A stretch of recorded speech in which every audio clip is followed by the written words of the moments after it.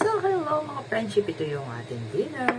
Gumawa tayo ng ayan, potato nest. Abangan nyo yung ating recipe. Paano natin ginawa itong ating ayan.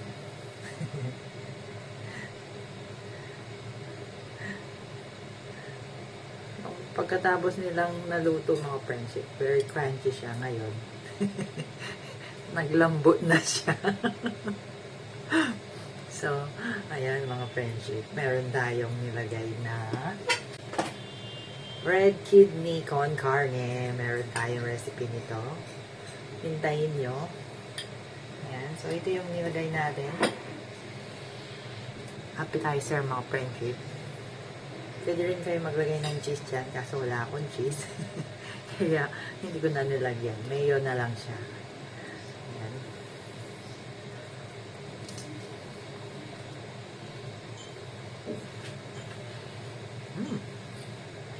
Masarap siya mga friendship.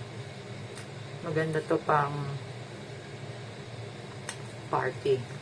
Yung pika-pika ba? Yung finger licking.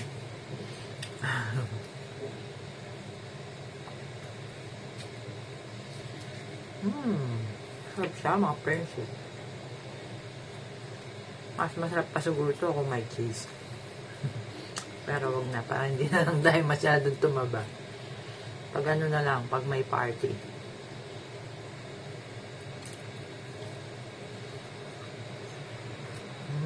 Sarap niya mga friendship. Pwede rin gamitin ito sa fresh salad. Yung lettuce, avocado, and mango. Masarap yun mga friendship. Pagsali nyo, lettuce, avocado, at mango. Yung hinog na mango. Ito yung gamitin yung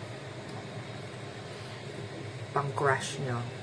Potato nest. Ayan, hintayin nyo ang ating recipe, mga friendships. Ayan, bye!